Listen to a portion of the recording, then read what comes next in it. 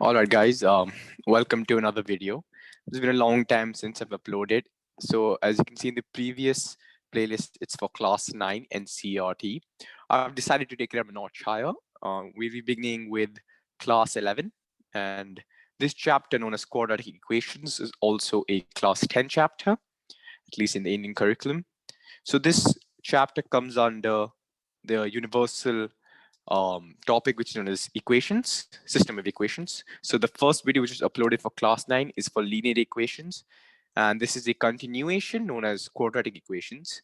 So in the previous videos, I've explained what equations are, what linear equations are, what quadratic, what cubic is, and what are the different types, and I've done a little questions on them as well. So this is basically dedicated to quadratic equations. We'll be learning some new formulas. We'll be doing some relevant questions. And if you still have a doubt regarding linear equations or just basic equations, do check out the previous videos to get clear on that. So without any further ado, let's dive right into this chapter known as quadratic equations. All right, so just go over some basics. This is the standard form of a quadratic equations. This ax square is plus bx plus c, where x is your unknown variable, right? Even a, b, and c are variables. A is never equal to 0 because the degree of an equation is always 2. As you can see, this number denotes the power or the degree of the equation. The highest should be 2, and this is what we call a quadratic equation. So just to give an example, would replace the constants with numbers, right? So this is a quadratic equations. So this 2, 5, and 3, they are ABC. These are known as constants, right, in this equation. And x itself is known as the variable, which is unknown to us. So our job is to find the value of x. And always in quadratic equations, you will always get two values of x. Well, there are special cases where x can only have one value, right? And we'll come to that in a later bit, but generally speaking, there are two values of x, and these solutions of x are known as roots of the equation. So if someone tells you, find the roots of the equation, what they're trying to say is, find the value of x which satisfies the equation or which gives you a 0, right? So this is what the basic of a quadratic equation would be. All right, one interesting thing which you can find anywhere on the internet and even in your school, you'll just learn something known as the quadratic formula. But what's interesting enough that most of them won't tell you how to derive it. You can find multiple videos, but I'm going to be going step by step as to how to actually derive this formula and to never forget it in the future. So let's take a general equation. I'm going to solve it without any values because that just confuses.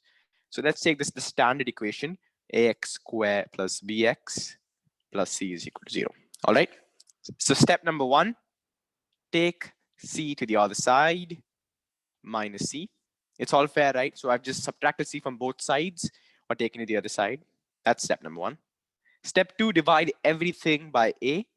Just a. So when a goes here, here, and here. So I get x squared plus b by ax is equal to minus c by a. Okay, simple enough, the first 2 steps. Now the third step, I want to make this a perfect square, like 4, 9, the perfect squares of 2 and 3.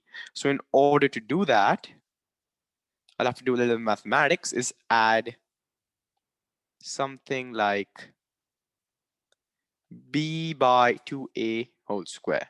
And the reason I'm adding is because this comes to the algebraic equation known as a plus b whole square. So I can basically factorize it in this form. So that's the reason I've added my b by 2a whole square to both sides.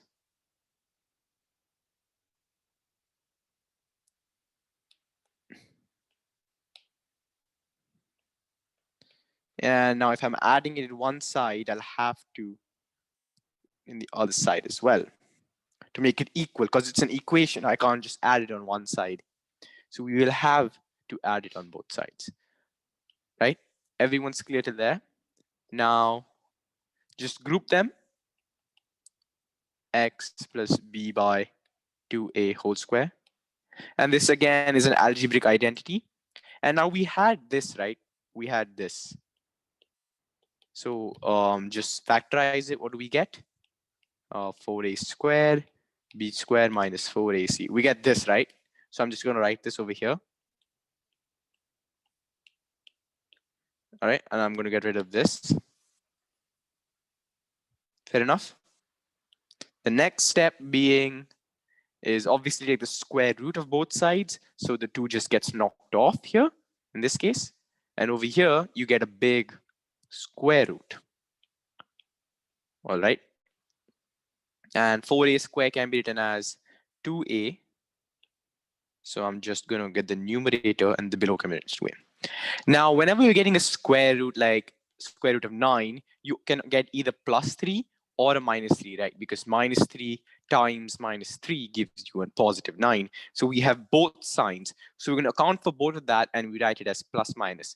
This is a way of writing it where you can have either plus or minus. All right, and that's how you get two different values. So let's just put x on one side and all the constants on the other sides. You will get x is equal to minus b. Since 2a is common, I can write this as plus minus root of b squared minus 4ac by 2a. And this is your final formula. And now you'll be wondering, you said that there has to be two roots or two values of x. I can only see one. But the second value is plus and the other value is minus. So that's how you get two roots or two values of x. Right? So this is the quadratic formula. You don't need to memorize this. You just, with more practice, it just comes naturally. All right, so let's solve a question using the formula. So now let's get the coefficients first. So I'm going to write it as a is equal to 5, as you can see.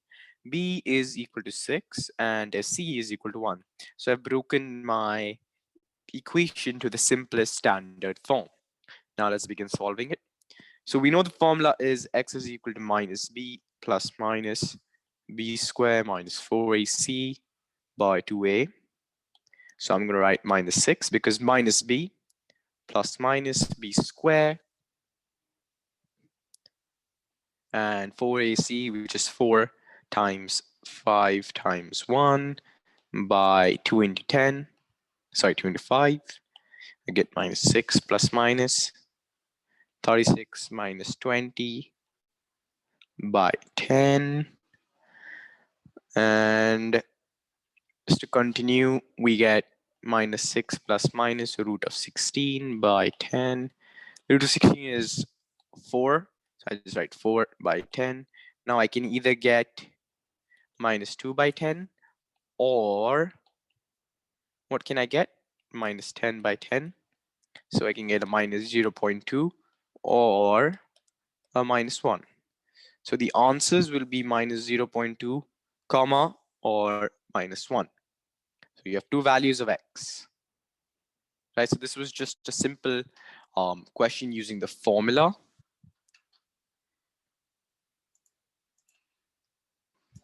Now let's try one using the factoring method. But before we go that, let's imagine two terms, x plus 4 and x minus 1. And now I tell you to multiply them. So what you're doing is you're expanding them. So when you multiply like this, x times x and x times minus 1, then 4 times x and 4 times minus 1. So what I get is x squared minus x plus 4x minus 4. I get x squared plus 3x minus 4.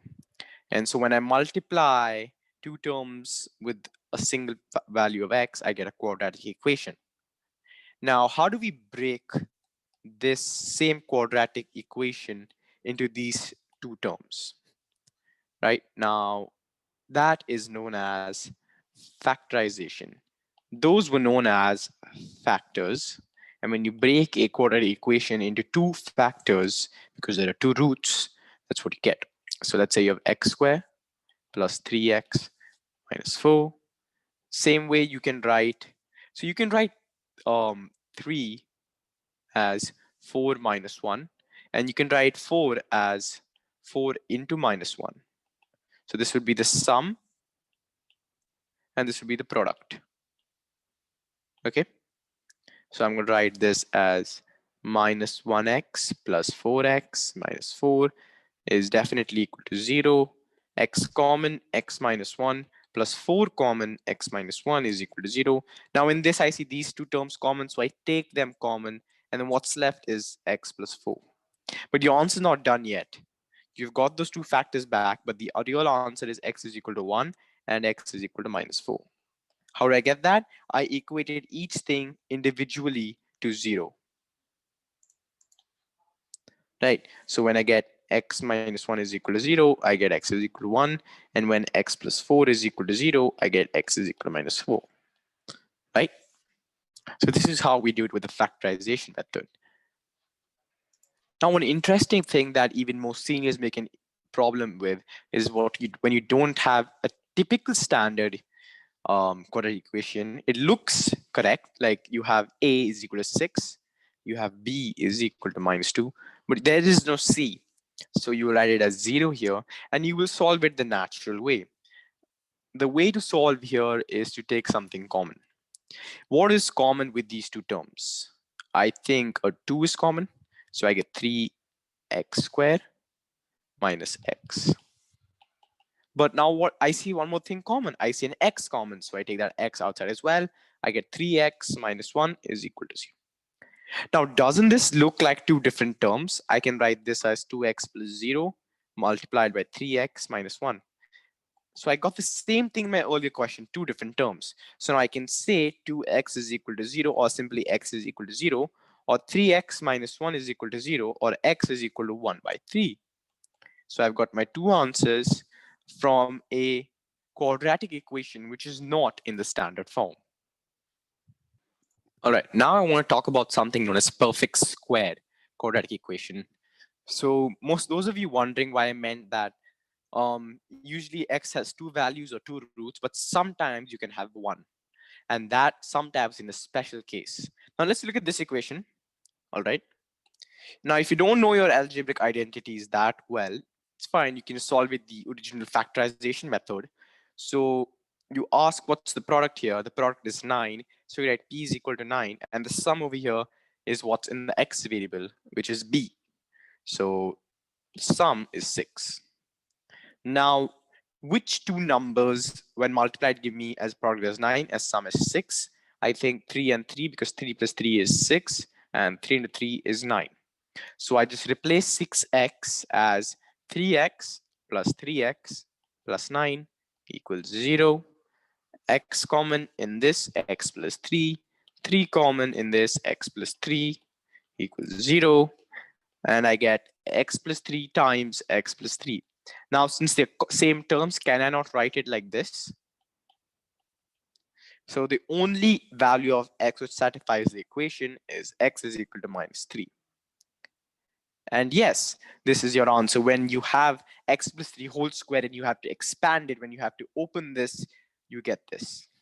So x only has one value here because this factor is a factor of a perfect square, right? So you can imagine this number to be a 4 and this to be a 2, right? There is no other value when you square root 4. All right, let's just do one more question using the quadratic equation. So I'm just going to go ahead and write x is equal to minus b plus b squared minus 4ac by 2a. Feel free to pause the video and try to solve this question and then get your answers ready. All right. So what we do is we substitute the values.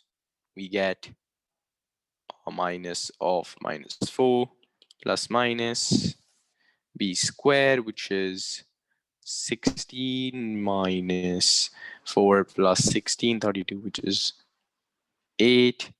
And you get 6. So I get 4 plus minus root 64. And I get a 6, which is nothing but 4 plus minus 8 by 6. And now it doesn't take a genius to figure out what the answer of x is. I hope you've got the correct answer by now. X will be 12 by 6, comma minus 4 by 6, or further simplified to be 2 and minus 2. If you've got this, just put this in the comments that you've got the answers. And well, you've mastered the quadratic equation, the simple form at least. All right, so we've reached the end for a part 1 of quadratic equations for class 10 and 11. Do stay tuned in for part 2. For do that, subscribe for the channel and hit the notification bell icon. Don't forget to give a like this video so I know you like the style of teaching and you like the content.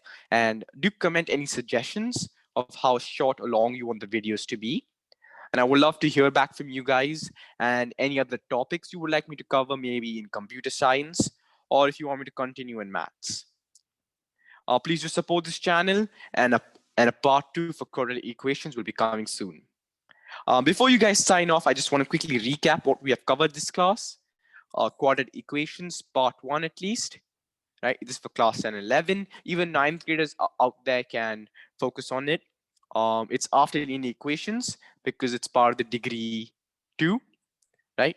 And we also discuss the quadratic equation formula. We call this the quadratic formula, right? And we discuss factorization, right?